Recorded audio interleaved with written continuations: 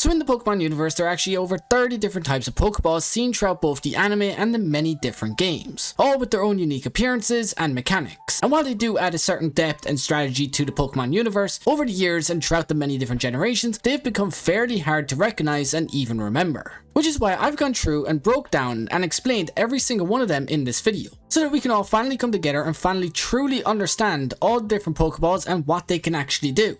So of course, with that said, and without wasting any more time, let's just jump right into it and start off with the most OG Pokeball of them all, which is of course none other than the iconic and classic red and white Pokeball. The one that you of course get at the beginning of your journey, and the one with the most bog standard catch rate of them all, being a standard 1x modifier. It is no special boost at all and is good for little more than catching common or low level Pokemon. However, it is also cheap and reliable, and one that you'll probably see and use a lot in your journey to becoming a Pokemon master. But now with that said, and quickly moving on, next we have the Great Ball, which is a very slight step up of the base standard Pokeball that we just spoke of, as this Pokeball actually has a 1.5x catch rate modifier, which of course does give you a noticeably better chance of catching tougher and higher level Pokemon. Its design is one with a blue top rather than the standard classic red, however it still holds a touch of that classic colouring with the red stripes that are seen going down the sides. It was a favourite choice for trainers back in Gen 1, as it was almost a perfect Pokeball for catching Pokemon with a 50% or higher HP, even commonly being used over that of the Ultra Ball for the very same reason.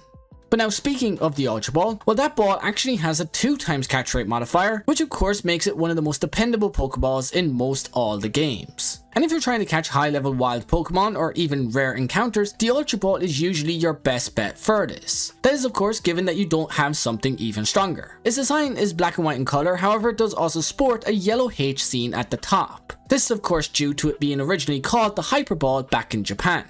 But now quickly moving on, next we have the Safari Ball. Now the Safari Ball had the same catch rate as the Ultra Balls prior to its nerfing to a 1.5 catch rate sometime during the Gen 1 games. However, that wouldn't be the end of its changes, as in Pokemon Sword and Shield, it would become a variant of the normal Pokeball when its catch rate gets reduced once more to a 1x modifier. Its design is one that sports a standard white bottom half, but also one that sports a hunter's camo pattern design at the top.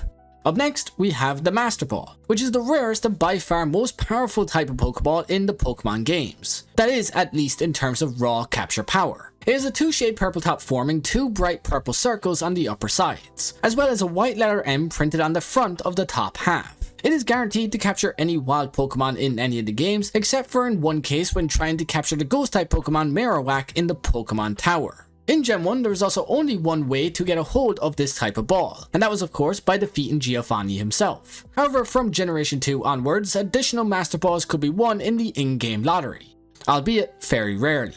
But now quickly moving right along, up next we have the Fast Ball, which as the name would suggest, is basically a Pokeball that is created to capture Pokemon that are, well, fast. It was first created in the Johto games and was intended originally to have a 4x capture rate for any fast fleeing Pokemon. However, due to some errors on the creator's behalf, it only ended up doing this for Magnemite, Grimer, and Tangela, 3 Pokemon that actually only have a 10% chance of fleeing in the first place. And also due to this coding error, if you so happen to use this Pokeball and any other Pokemon in the games, it would only give you a standard 1x modifier, basically meaning that against all other Pokemon, it becomes a basic Pokeball. Just one with 2 yellow circles on the sides and a yellow lightning bolt down the top. But now up next, we have the Friend Ball, which is just as effective as a standard Pokeball as it actually has no catch rate multiplier at all. However, alternatively, it does have a special trait that allows any Pokemon that is captured by this ball to have their friendship level set to 200 automatically, except in any instance after Gen 8 where the friendship setting would only go to 150. Its design is one with a white bottom and a green top housing 4 red markings and 1 yellow singular dot in the front. Up next, we have the Heavy Ball, which is also potentially the most complex and confusing Pokeball of them all. For see, in simple terms, it's a ball that is used to capture large and heavy Pokemon such as Snorlax. However, when it comes to its modifier and catch rate, it tends to get a hell of a lot more confusing. For see, it doesn't deal in the standard multipliers that we're used to and only adds and subtracts to the catch rate based on the size and weight of the wild Pokemon you are trying to catch. For see, in Gold, Silver, and Crystal, the modifier becomes -20 if the Pokemon weighs 225.5 pounds or less. Whereas if the Pokemon weighs 225.8 pounds to 451.3 pounds, the catch rate will remain the exact same. But if the Pokemon weighs in at 451.5 pounds to 677.0 pounds, then the catch rate will become a +20. And in the event that the Pokemon weighs in at 677.3 pounds to 902.8 pounds, then the catch rate will become a plus 30. And finally, if that Pokemon weighs in at 903.0 pounds or more, then the catch rate will become a plus 40. But now, while that may seem like a lot, just wait, as that was just Gen 2's Gold, Silver and Crystal versions. In Heart Gold and Soul Silver, the rates change just a bit and become as followed. If the wild Pokemon weighs in at 451.3 pounds or less, then the catch rate will become a minus 20. If they weigh in at 451.5 pounds to 677.0 pounds, then the catch rate will become a plus 20. And if they weigh in at 677.3 pounds to 902.8 pounds, then the catch rate will become a plus 30. And finally, if they weigh in at 903.0 pounds or more, then the catch rate will of course become a plus 40. And in all the other games that this ball is of course seen in, the rates differ once again. As in them, if the Pokemon weighs in at 220.2 pounds or less, then the catch rate will become a minus 20. And if it weighs in at 220.5 pounds to 440.7 pounds, then the catch rate will remain the exact same. And if the Pokemon weighs in at 440.9 pounds to 661.2 pounds, then the catch rate will become a plus 20. And finally, if the Pokemon weighs in at 661.4 pounds or more, then the catch rate will become a plus 30. Now I know it's incredibly fucking confusing for no real reason. However, when it comes to its design, it's a dark grey top and a white bottom, with 2 large blue circles towards the top and of course 2 smaller blue circles seen towards the middle.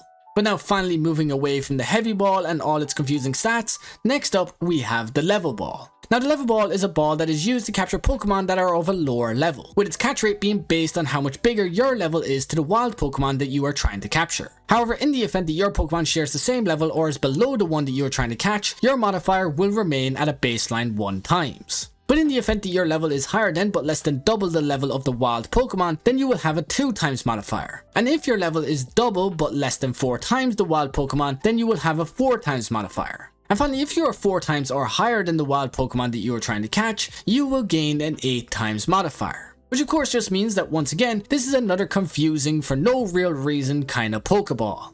But now its design is one with black on the very top, yellow circling the middle, and white on the very bottom, with a red letter V seen on the upper front side of the ball. But now moving on, next we have the Love Ball, which is a ball that becomes more effective on wild Pokemon that are of the opposite gender to the player's own Pokemon. As in that case, you will receive an 8 times modifier to your catch rate. However, if used on a Pokemon of the same gender, your catch rate will only be the basic 1 times. Its design is one of the better ones in my opinion, as I'm a big lover of the color pink, which just so happens to be the color seen on the top of this ball. It also has a white bottom with a lighter pink heart seen on the front. Moving on, up next we have the Lure Ball. The Lure Ball is used to catch Pokemon found while fishing and carries a 50% higher rate of capture than the normal Pokeballs for this purpose. However, over time the catch rates and modifiers for this ball have been altered slightly, as in any gold and silver versions of this game you get a 3 times catch modifier, whereas if used in Sun and Moon you would get a 5 times modifier, and in any of the games that followed after these you would get a 4 times catch modifier, given that fishing was of course included in the game. Its appearance is one with a light blue top with a red staggered line going down the middle, with 3 vertical yellow lines seen inside and on the front of the red line. Moving on, up next we have the Moon Ball, which is another ball that was introduced in Generation 3 and is one that is most effective on Pokemon that evolve via a Moonstone, as this will of course grant you a 4 times catch rate rather than the standard 1 times. However, with that said, if this ball is used on Pokemon that don't evolve via a Moonstone, then it will only remain at that standard 1 times, except due to a glitch in Generation 2 where it actually only had a 1 times modifier for all Pokemon, even those that did evolve with a Moonstone. It has a blue and black top that is connected through a zigzag pattern in the middle, as well as a white bottom with a yellow crescent moon seen on the front of the top half. Moving on, up next we have the Sports Ball, which is a type of Pokeball that debuted in Generation 2, however it was exclusive to the games themselves until Generation 8, whereafter it became a variant of the standard Pokeball. However, prior to this and back in Generation 2, this ball was actually an exclusive to the National Park's bug catching event. It has an orange top with a yellow S symbol on the front. However, later in Heart Gold and Soul Silver, the ball was redesigned to look more like the regular Pokeball with the addition of the eye design on the top front half. Moving on, up next we have the Dive Ball, which first appeared in Generation 3. In the beginning, it originally gave you a modifier when you used it while underwater. However, that bug was later fixed and changed to it granting you a 3.5 times modifier whenever it was used on a Pokemon that is underwater, even if you yourself were not. However, that didn't last for long, as come Gen 9 it was changed once again, and now the increased catch rate would only apply on Pokemon that swim in water or walk on land after entering water. Its appearance is one with various shades of wavy blue on the middle and bottom, with a white colored cap appearing at the top. Up next, we have the Luxury Ball, which is another ball that focuses almost entirely on the friendship rating rather than a catch rate. Similar but not completely the same as the friend ball that we mentioned earlier. Firstly, this ball makes it so that any Pokemon caught within it has its friendship level with the trainer increased at a much faster rate, which of course is important for any trainer hoping to evolve Pokemon that require a high friendship rating to evolve. It is one of the best designs of all the Pokeballs in existence, in my opinion, being one with a jet black body paired with a red and gold halo circling its top.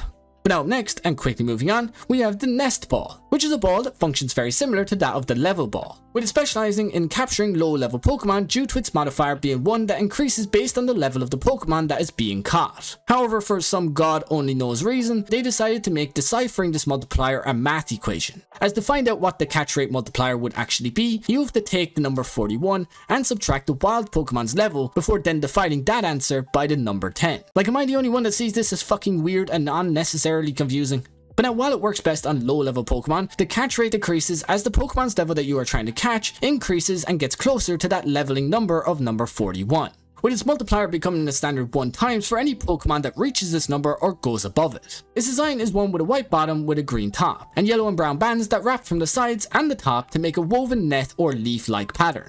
Moving on, up next we have the Net Ball, which is a Pokeball that has a catch rate of 3.5 times on any bug and water type Pokemon, and one that has become a favorite for players trying to catch water type legendary Pokemon such as Palkia, as this ball is actually relatively inexpensive when compared to the Ultra Balls while also possessing a better catch rate. That is at least on water and bug type Pokemon, as if this ball is used on any other type of Pokemon it will only give you a standard 1 times modifier. It has a white bottom with a blue top and a black net design covering the upper half. Moving on, up next we have the Premier Ball, which is basically the exact same as the regular type Pokeball, just one that has a different and slightly better design. Firstly, the catch rate modifier for this ball is only the standard 1 times, and it's really only the slight rarity of this ball that differs at all, as it actually requires a player to purchase 10 or more Pokeballs at any one time to obtain it in most any game. Its design is very sleek looking, as it is completely white in color but has a red band around the opening in the middle. But now up next we have the Repeat Ball, which is another of Generation 3's Pokeballs and one that has a 3.5 catch rate on any Pokemon that has already been caught by the player. However, if this ball is used on any Pokemon that has never been caught by the player before, then it will only give you a 1 times modifier, meaning it's particularly good for those that plan to catch multiple of the same type of Pokemon. Its design is one with a white bottom and a red top, with a gold and black series of connected circles covering the upper half. Up next, it's the Timer Ball, which is a Pokeball that gains an increase in catch rate as more turns pass during a Pokemon battle, starting with a standard 1 times modifier but gradually increasing to a maximum of 4 times as the battle continues, meaning it's by far the most optimum Pokeball for any player to use on a prolonged battle. It has a white bottom with a black, white and red top, along with what appears to be a cooking timer design wrapping around the sides. Moving on, up next we have the Cherish Ball, which is a rare Pokeball that is only obtained through means of an event, which also means that this Pokeball can never be found or obtained in the wild. However, it can still be used in the wild but would only grant you a 1 times modifier if you did so, meaning it's really not worth it in the end and you should just use a regular Pokeball if you plan to do just that. Its design is completely red in color but one that has 2 black indents on either side. Up next we have the Dusk Ball, or as it is also known in Japan, the Dark Ball, which is basically a Pokeball that was introduced in Generation 4 and a ball that offers a higher catch rate when used at night or in dark areas, such as caves, with its catch rate in these areas being a 3.5 times modifier prior to Gen 7, but one that has since been altered to just a 3 times catch modifier ever since. If this ball is used in any area that isn't dark or during the daytime, it will only give you a standard 1 times catch rate. Its design is one with a green base and a black net-like covering all over. Up next we have the Heal Ball, which is a ball that will completely restore any Pokemon caught within it to full HP and status conditions. However, alternatively, it will only give you a standard 1 times modifier when catching any wild Pokemon. It has a pink base with a tan colored pattern of a heart on the front. Up next, we have the Park Ball, which is a ball that is only usable in the PAL Park minigame, where it is also guaranteed to succeed in any catch. However, it cannot be used or obtained anywhere outside of this specific contest. Its design is one with a white bottom and a yellow top, with a blue band that is seen covering the middle. But now up next, and quickly moving on, we have the Quick Ball, which has a very high catch rate if used on the very first turn, with its catch rate on this turn being a whole 5 times modifier. However, if this ball is used on any other turn, the modifier will only become a fairly shit 1 times, meaning if you're going to use this ball at all, do what the name suggests and use it quickly. Its design is one with a blue base and 2 yellow stripes that connect into a misshapen triangle in the middle. Up next, we have the Dream Ball, which is one of the special Pokeballs introduced in Generation 5, and a ball that was originally designed to be used in the Dream World feature where special Pokemon could be caught. And while it normally only has a standard 1 times catch modifier, in Generation 8 it gained a 4 times catch rate modifier when catching sleeping Pokemon, such as Snorlax. It has a pink and dark pink pattern on the top with a misty purple colour seen on the bottom. Up next, we have the Beast Ball, which was first introduced in Generation 7 and is a special Pokeball that was specifically designed with a 5 times modifier to catch any Ultra Beast Pokemon. And in fact, this ball is actually considered the most useless Pokeball in all of existence when catching any standard Pokemon, as it will only give you a 0.1 times catch rate modifier in this instance. Its design is one with a misty blue and purple base with 2 rings surrounding it on either side, as well as a collection of dark ring circles closing in towards the center. Up next, we have the Leaden Ball, which is basically just a variation of the Heavy Ball, and a ball that is designed to catch Pokemon that are easily scared and likely to flee. It offers a 1.7 times modifier when unboosted, but a 2 times modifier after being boosted. And while it may have a short throwing distance, it's extremely quiet and accurate when used. It's all black in colour with 1 grey symbol seen on the upper half, with 2 circular bumps seen on either side. But now up next, we have the Gigaton Ball, which is another variation of the ball we just mentioned. It's specifically made and designed to catch tough and resilient Pokemon that would otherwise be hard to capture without it. It has a standard 2.5 times catch rate when unboosted, but a whole 2.75 times catch rate after being boosted. It's considered even more accurate and powerful than even the Leaden Ball, and one that is far more likely to achieve the catch that you would use the Leaden Ball to do. Its appearance is the exact same as the Leaden Ball, except for an increase in patterns seen scattered all around it.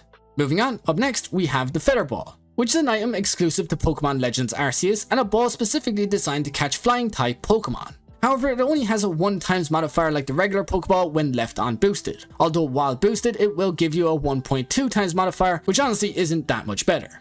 But now that isn't really the main strength of this Pokeball to begin with, as it can actually be used and thrown from a much greater distance than any regular Pokeball. And in fact, it's weirdly more accurate when thrown from further away than it would actually be if used up close. Its design is one with a light blue sky colored top and a brown earth-like bottom, with a white wing-like design on the upper half. But now speaking of the Feather Ball, we actually have an upgraded version of that ball with the Wing Ball, which is another item that is exclusive to Pokemon Legends Arceus.